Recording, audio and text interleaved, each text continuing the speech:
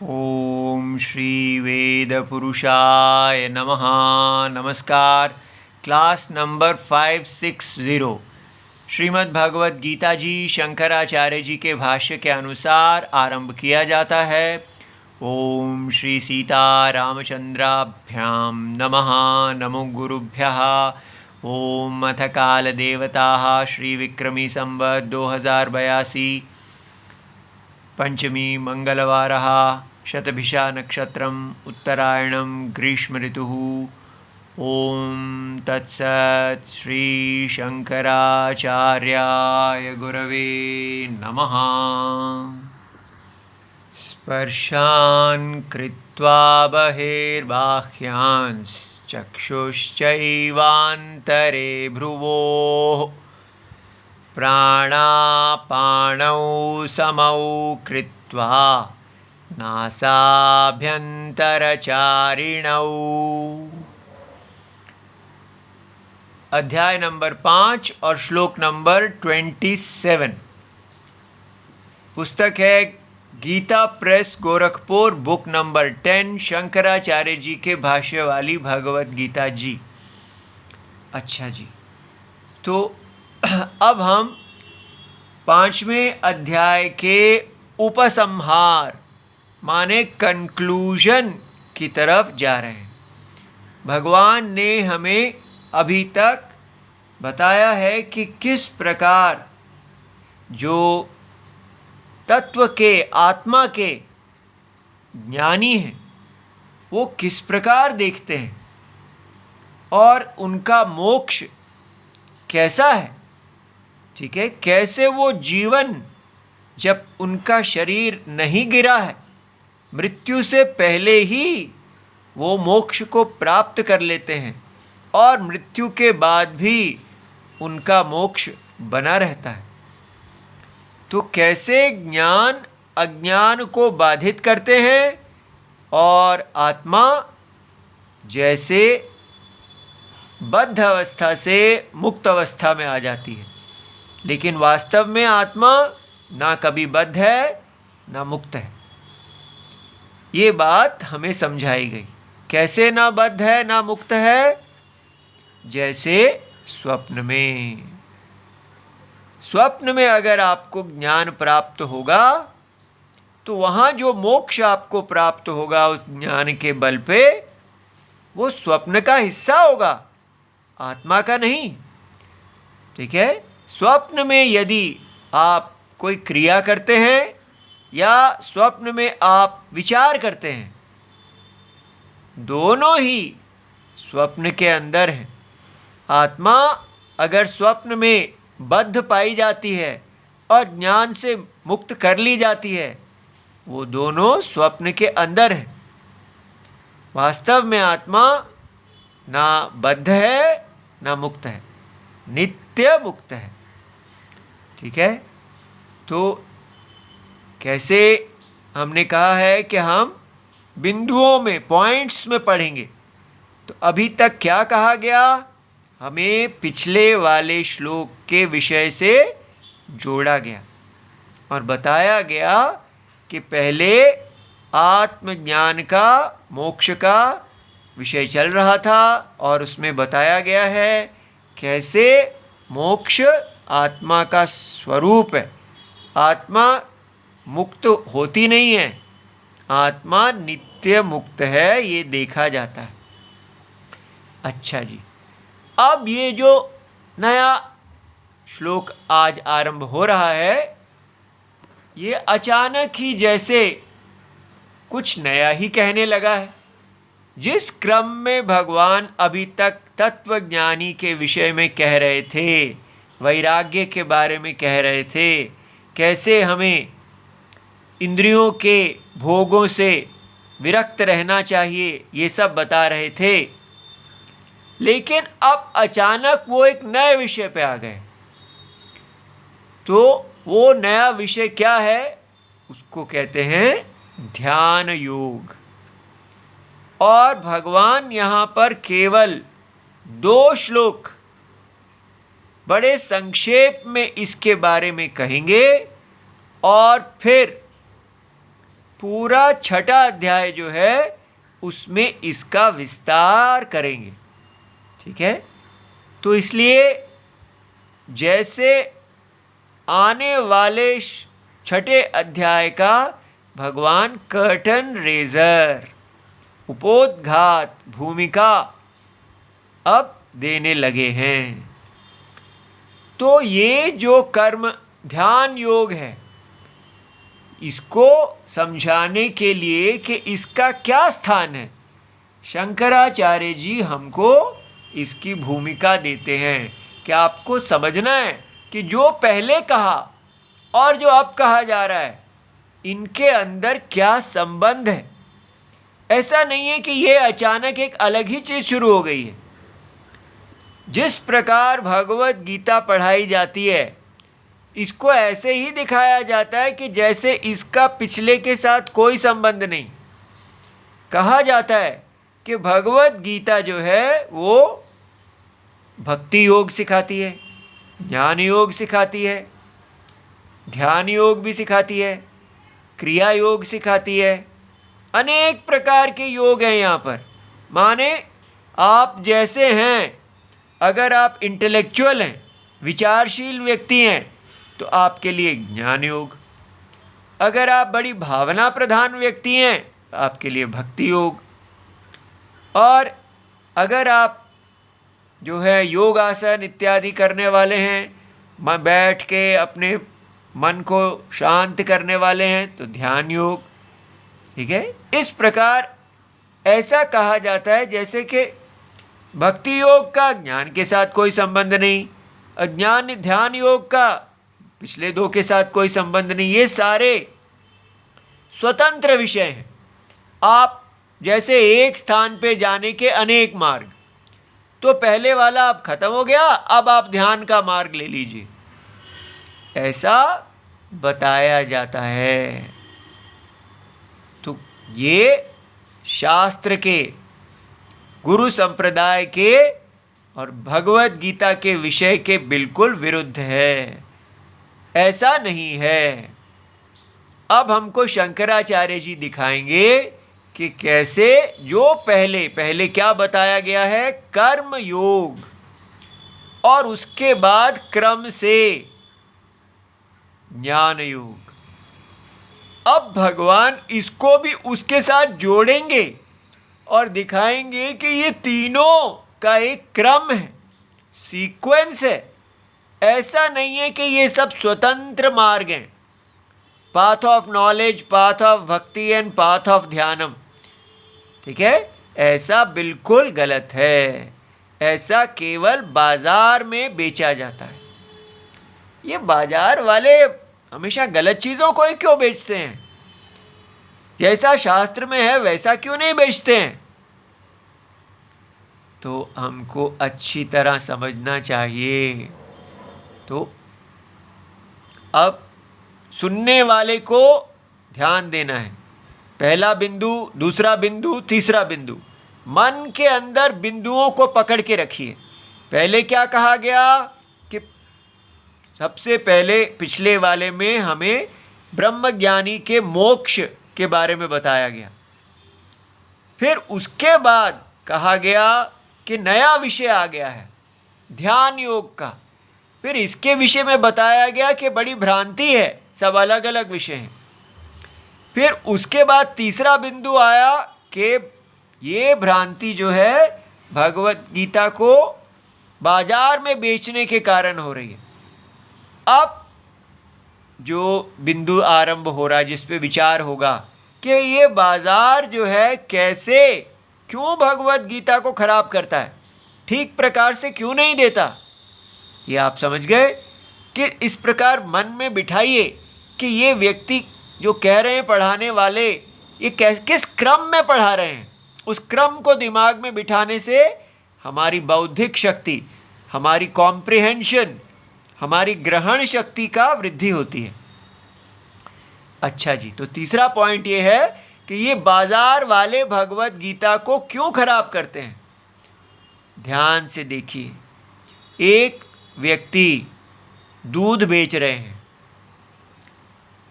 तो वो बाजार दूध में पानी क्यों डालते हैं? या पानी नहीं और भी घी बेच रहे हैं तो उसके अंदर पता नहीं आजकल क्या क्या बिक रहा है। कोई पनीर बेच रहा है तो उसकी जगह पता नहीं क्या बिक रहा है। ये लोग ऐसा क्यों करते हैं? क्योंकि वो राम जी नहीं है। क्यों? राम जी दूध क्यों नहीं बेच सकते? राम जी पनीर क्यों नहीं बेच सकते? राम जी जब बाजार में आते हैं तो बाजार में आने का मतलब है आपकी आत्मा मर जाएगी। आप वहाँ पर पैसा कमाने आए हैं, पुण्य कमाने नहीं आए। वहाँ आप किसी अंतरात्मा की आज्ञा पालन करने के लिए नहीं आए। बाजार का अर्थ होता है जहाँ आप आते हैं और आपका उद्देश्य होता है ज़्यादा से ज़्यादा पैसा कमाना और कम से कम लगाना। कम से कम लागत में अधिक से अधिक लाभ की प्राप्ति के स्थान को बाजार कहते हैं। इसलिए आत्मा ऐसे नहीं विचार करती। आत्मा कहती है कि यहाँ पर एक भगवान विष्णु का यज्ञ चल रहा है और हम इस यज्ञ में, भगवान विष्णु के यज्ञ में आहुति दे रहे हैं। हम ब्राह्मण हैं, क्षत्रिय हैं, वैश्य हैं, शूद्र हैं, हम सब भगवान के अंग रूप से पैदा हुए हैं, भगवान ही हैं। जगत की आत्मा ने ये एक विराट विश्व रूप बनाया है। सो जो व्यक्ति राम है, जो शास्त्र की दृष्टि से देखने वाला है, वो ये नहीं कहता कि मैं जो कार्य कर रहा हूँ इससे मेरी, जो मैंने इतना पैसा लगाया है और जितना मैं पैसा कमाऊँगा उसमें कमाई ज़्यादा होनी चाहिए, लागत कम होनी चाहिए। ऐसा यज्ञ में नहीं देखा जाता। यज्ञ में ये देखा जाता है कि यज्ञ पुरुष की तृप्ति के लिए क्या करना है। और कहा जाता है कि यज्ञ पुरुष ने ही हमको ये साधन दिए हैं, ये धन, ये मेरे सारे लोग, जो कुछ भी मेरे पास है ये मेरा नहीं है, ये मेरे यज्ञपति नारायण ने ही मुझे दिया है और इससे मैं नारायण को ही तुष्ट कर रहा हूँ। तो इसलिए तेरा तुझको अर्पण, जो हम कहते हैं कि हे भगवान आपका दिया हुआ जो कुछ है, मैं स्वयं आप ही के यज्ञ का अंग हूँ। आपने मुझे जो कुछ दिया है उससे मैं आपकी तृप्ति कर रहा हूँ। ठीक है? इस प्रकार उद्देश्य ही अलग है। जो व्यक्ति यज्ञ के लिए आया है वो हरि तुष्टि के लिए आया है और उसके पास अपना कुछ नहीं है। वो राम जी की दी हुई संपत्ति को राम जी की तुष्टि के लिए लगाता है। वो सीता जी को राम जी में आहुति देता है। सीता जी माया हैं, सारी माया को मायावी में आहुति दी जाती है। ये यज्ञ की दृष्टि है। जो व्यक्ति इस यज्ञ की दृष्टि से जी रहा है उसका आत्मा शुद्ध होती जाएगी, वो और राम बनता जाएगा। पूरा भारत इसी यज्ञ दृष्टि से चला करता था। ब्राह्मण जो सबसे श्रेष्ठ है वो सारे इस यज्ञ स्वरूप प्रजा को ये शिक्षा देते थे कि इस प्रकार आपको जीना है, और उनका स्वयं का आचरण सबसे उच्च था और सारा समाज ब्राह्मण भगवान की तरफ देखता था और उनसे देखता था कि ये कितने विद्वान हैं, इनके पास कितना बल है, फिर भी ये पैसे के लिए गिरते नहीं हैं, ये सदा यज्ञ परायण रहते हैं। और वो ब्राह्मण समाज में एक आदर्श स्थापित करते थे और सभी उनको परम पूजनीय गुरु मानते थे, जैसे हम अपने सिर को गुरु मानते हैं। इसी प्रकार क्षत्रिय, वैश्य, शूद्र और अन्य सभी स्त्रियां, पुरुष सभी अपने अपने स्थान में भगवान ने जितनी योग्यता दी है उसके अनुसार यज्ञपति नारायण को तुष्ट करते थे। ये हमारा भारत का जीने का तरीका है। प्रेम, हम हैं राही प्यार के, लेकिन अब हम बन गए हैं राही बाजार के। तो राही बाजार के बनने से क्या हुआ? जब हम बाजार में उतरते हैं, चाहे हम उस समय सच्चे भाव से भी उतरें, तो भी हम जिसके आगे जाके नौकरी मांगते हैं या जिसका जो हमारा मालिक होता है, वो हमको कहता है कि मैंने आपको खरीदा है, मैंने आपकी सेवाएं खरीदी हैं और अब आपको अपनी सेवाओं के लिए जितना आपको पारिश्रमिक मिल रहा है उससे 100 गुना ज़्यादा मुझे लाभ देना है। आपकी सेवाएं बिक चुकी हैं, मैं जैसे चाहूँ कहूँ आपको, आप करते जाइए। नहीं, अंतरात्मा भी हमारी गुरु है, वो हमें जो कहेगी वो हम करेंगे। अगर अंतरात्मा की सुननी है तो फिर जाइए अंतरात्मा के पास। यहाँ पर मैं आपका मालिक हूँ, अंतरात्मा नहीं। इसलिए बाजार व्यवस्था में और यज्ञ व्यवस्था में विरोध है। बाजार व्यवस्था में आपको सदा अपनी आत्मा को बेचना पड़ेगा। आप केवल अपनी सेवाएं ही नहीं बेचते, आप अपनी अंतरात्मा, अपने राम को बेच देते हैं और पूरी तरह मर जाते हैं। अपने स्वाभिमान को बेच देते हैं और वेश्यावृत्ति में चले जाते हैं। जैसे एक वेश्या अपने अंतरात्मा को मार देती है, अपने प्रियतम, अपने गुरु को मार देती है, उसी प्रकार हम भी हो जाते हैं। इस प्रकार इसलिए ये प्रश्न था कि ये बाजार में भगवत गीता जैसी शुद्ध है वैसे क्यों नहीं बिकती। लोगों को कहना चाहिए, भाई हमें इतना पैसा दीजिए, हम आपको भगवत गीता बेच रहे हैं। लेकिन बाजार में कंपटीशन होता है, बाजारू व्यक्ति कामी होगा और वो अपना विस्तार करना चाहेगा, राम का विस्तार नहीं करना चाहेगा, सत्य का विस्तार नहीं करना चाहेगा, वो अपना विस्तार करना चाहेगा। इसलिए अपना विस्तार होता है इसका विस्तार, ये इंडिविजुअल।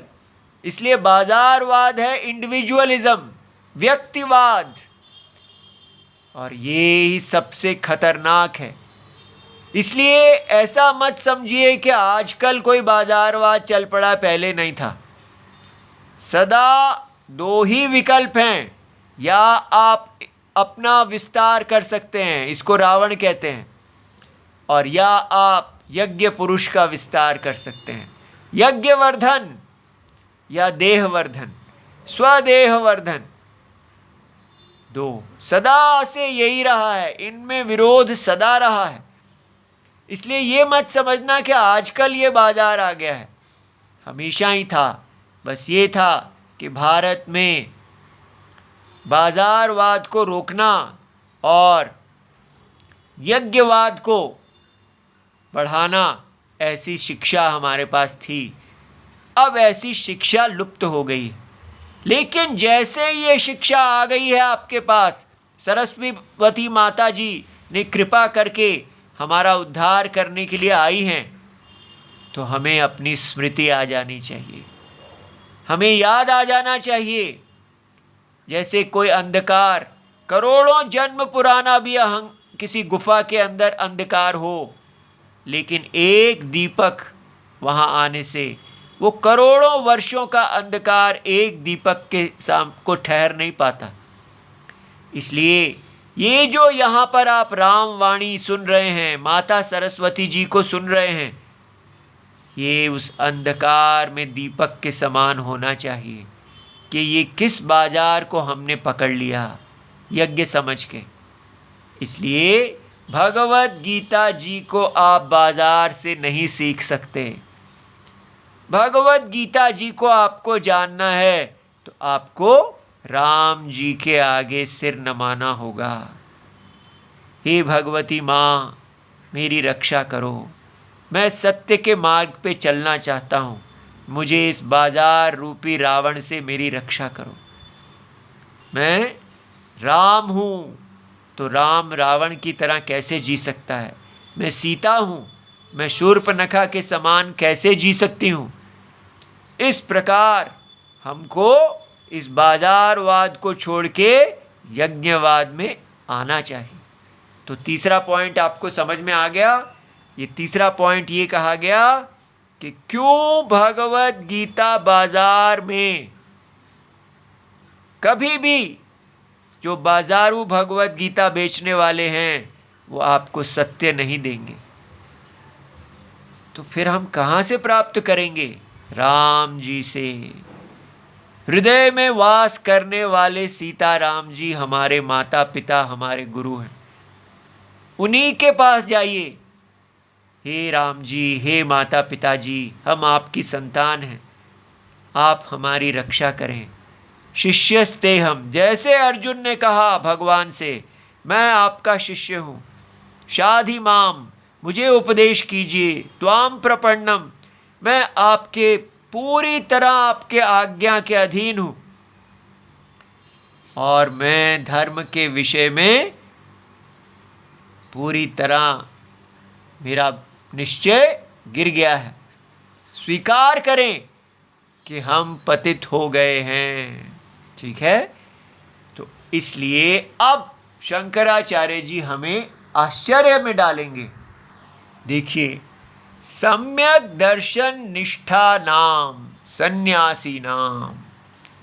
तो भगवान कह रहे हैं, जो लोग सम्यक माने correct, true to the fact, सत्य के अनुसार, यथा सत्यम। देखिए कितना एक एक शब्द हमें कितना ज्ञान देता है। सम्यक दर्शन, ज्ञान की परिभाषा क्या होनी चाहिए? जो सत्य के अनुसार है। ठीक है, जो वस्तु के अनुसार है, जो है उसके अनुसार।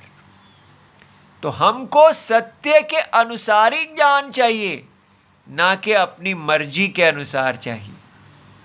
ठीक है, तो सम्यक माने ठीक, ठीक दर्शन माने वो दर्शन ठीक होता है जो सत्य के अनुसारी होता है, और उसी सत्य के अनुसारी जो जीवन है, जो क्रिया है, उसी को धर्म कहते हैं। तो धर्म की परिभाषा क्या होगी? सत्य के अनुसारी, सत्य से विरोध नहीं करने वाला, सत्य के अविरोधी आचरण धर्म है। क्योंकि सत्य सनातन है, कभी सत्य नहीं बदलता, इसलिए सत्य के अनुसार जो आचरण किया जाता है वो भी नहीं बदलता। इसीलिए सनातन धर्म कभी ना बदलने वाला धर्म है। तो इसलिए हमको ऐसा नहीं कहना चाहिए कि बाजार से पैसा लाऊंगा और फिर धर्म पालन करूंगा। आपको यज्ञ से पैसा लाना है और यज्ञ की वृद्धि करनी है। ठीक है, रावण से पैसा लाके राम की वृद्धि नहीं की जा सकती। तो सम्यक दर्शन निष्ठा नाम सन्यासी नाम, जो इस सारे भगवत गीता जहां पूर्ण हो जाती है कि आपने कर्म का संन्यास कर दिया और अब आप सम्यक दर्शन में निष्ठ हैं, ज्ञान निष्ठा, सदा ज्ञान प्रत्यय में बने हुए हैं। तो ऐसे लोगों के लिए क्या है? सद्यो मुक्ति। सद्यो माने अभी, शरीर के रहते हुए ही मुक्ति, आज ही आपको मुक्ति मिल जाएगी ज्ञान से। तो इसका मतलब दो प्रकार की मुक्ति होती है। हाँ, शास्त्र में एक मुक्ति होती है सद्यो मुक्ति, और दूसरी मुक्ति होती है क्रम मुक्ति। क्रम मुक्ति में व्यक्ति उच्च गति को अर्थात ब्रह्म जी के लोक को प्राप्त करता है, और वहाँ इतना शुद्ध हो जाता है ब्रह्मलोक में, उसको वहाँ अनुपदिष्ट ही आत्मज्ञान प्राप्त हो जाता है शुद्ध अंतःकरण में। इसलिए पहले ब्रह्मलोक प्राप्ति, फिर मुक्ति, उसको बोलते हैं क्रम से मुक्ति। और ये है सद्यो मुक्ति, शरीर के गिरने पर ही आप मुक्त हो जाते हैं। जैसे यमराज जी जो हैं उनको क्रम मुक्ति प्राप्त हुई थी, पहले वो यमराज के पद में पहुँचे, वहाँ उन्हें ब्रह्म ज्ञान मिला जिसको उन्होंने नचिकेता को बताया, लेकिन नचिकेता को सद्यो मुक्ति प्राप्त हुई और यमराज जी को क्रम मुक्ति प्राप्त हुई।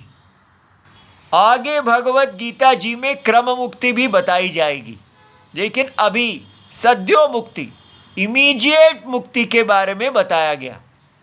फिर क्या बताया गया? कर्म योग च, और उससे पहले भगवान ने कर्म योग के बारे में बताया। कर्म योग क्या है? ईश्वर अर्पित सर्वभावेन, पूरी तरह आप सारे कर्म को और कर्म के फल को ईश्वर को समर्पण करते हैं। ईश्वर कौन? जगत की आत्मा, हमारे देह में रहने वाली जगत की आत्मा। तो बाजार को छोड़ देते हैं, जो कुछ करेंगे राम जी के लिए करेंगे और राम जी ही करेंगे, याद रहे। तो ये माया है, माया यज्ञ में राम जी करने वाले और राम जी ही देवता जो इसको प्राप्त कर रहे हैं। तेरा तुझको तू ही अर्पण करे, ठीक है। तो सर्वभावेन ईश्वरे ब्रह्मणि, वही जो स्वप्न की आत्मा है वही ब्रह्म है। स्वप्न की अर्थव्यवस्था को कौन चलाता है? वहाँ तो स्वप्न की सरकार चलाती है जी, नहीं। स्वप्न की अर्थव्यवस्था स्वप्न की आत्मा चलाती है, ठीक है। सब कुछ जो वहाँ पर व्यवस्था है, सारा नियम, जन्म मरण इत्यादि सब, वो परमात्मा का यज्ञ ही चला रहा है, ठीक है। यज्ञपति, यज्ञ स्वामी मायावी, इसलिए उन्हीं वही परम सत्य हैं और उनकी तुष्टि, उनके के लिए जो आचरण किया जाता है वो सनातन धर्म है। तो इसलिए वर्ण आश्रम धर्म, अपने ब्राह्मण क्षत्रिय वैश्य जो भी हम जन्म से हैं, हमारे पिताजी जैसे हैं, उन्हीं के अनुसार हम अपनी आहुति देते हैं। और अगर ना दे सकें तो भगवान से कहते हैं, भगवान हम अपने वर्ण आश्रम धर्म से पतित हो गए हैं, हमारी रक्षा कीजिए, हमें बताइए हमें कैसे आपकी तुष्टि करनी है। इस प्रकार आधाय, तो ब्रह्म में सब कुछ अर्पण करके, क्रियमाणम, जो भी किया जाता है कर्म उसका एक क्रम होता है। क्या क्रम होता है? इस कर्म योग से सत्व शुद्धि, अंतःकरण शुद्ध होता है, निर्मल होता है। फिर उससे क्या होता है? ज्ञान प्राप्ति, ज्ञान उदय होता है और व्यक्ति देखता है कि जीव और ईश्वर अभेद, अकर्ता आत्मा ही इदम सर्वम। फिर उस ज्ञान प्राप्ति से सर्व कर्म संन्यास होता है, वो कर्म का संन्यास कर देता है और केवल उत्पन्न ज्ञान में ही निष्ठ रहते हैं। फिर उसके बाद क्रमेण मोक्षाय, फिर वो मोक्ष के लिए समर्थ हो जाते हैं। इस प्रकार ये क्रम पढ़ाया गया। इति भगवान पदे पदे अब्रवीत, और बार बार भगवान ने ये कहा है और वक्ष्यति च कहेंगे भी। तो अब देखिए, अथ इदानीम, तो अब क्या कहने वाले हैं? मोक्ष तो हो गया, अब क्या बढ़ाने वाले हैं? अथ इदानीम ध्यान योगम, ये ध्यान योग पढ़ाने लगे हैं। वो क्या है? सम्यक दर्शनस्य अंतरंग विस्तरेण वक्ष्यामि। ये अंतरंग समझिए कि अंतरंग माने अंतर अंग, कर्म जो ध्यान ये है सम्यक ज्ञानम। इससे पहले आपको अपने मन में रहना आना चाहिए। तो कर्म योग क्या है? बहिरंग। पहले आप मन में सदा मन में एक प्रत्यय बना के रखना आपको आता ही नहीं था, इतना मन चंचल था, इसलिए पहले कर्म योग का उपदेश किया गया रजस और तमस को शांत करने के लिए। अब मन को सात्विक मन के अंदर आपको ध्यान बताया जाएगा, जिससे क्रम से आप अपने मन को शांत करेंगे। तो क्रिया से हटके अब ध्यान की तरफ लाया जा रहा है। ये अंतरंग साधन है, ठीक है। इसलिए ये नहीं कि जहां से मर्जी आप आरंभ कर दें, आपको देखना है कि आपका मन कैसा है। पहले कर्मयोग, उसके बाद कर्मयोग बहिरंग है, बाहर का अंग है, ये अंतरंग है, ठीक है। तो भगवान कह रहे हैं मैं इसको विस्तार से कहूंगा, लेकिन तस्य सूत्र स्थानीयान, जो उसको बड़ी छोटा ब्रीफली श्लोकान उपदिशति स्म, अब वो इनको उपदेश कर रहे हैं, ठीक है। तो पहले 5वें अध्याय के 2 श्लोकों में बड़ी छोटे में कहेंगे, फिर 6ठे अध्याय जब आरंभ होगा तो उसको विस्तार से सम्यक दर्शन जो है उसका अंतरंग, ये शब्द पकड़ लेना, ध्यान योग उसका अंतरंग साधन है, ठीक है। ओम नमो भगवते वासुदेवाय, प्रणाम।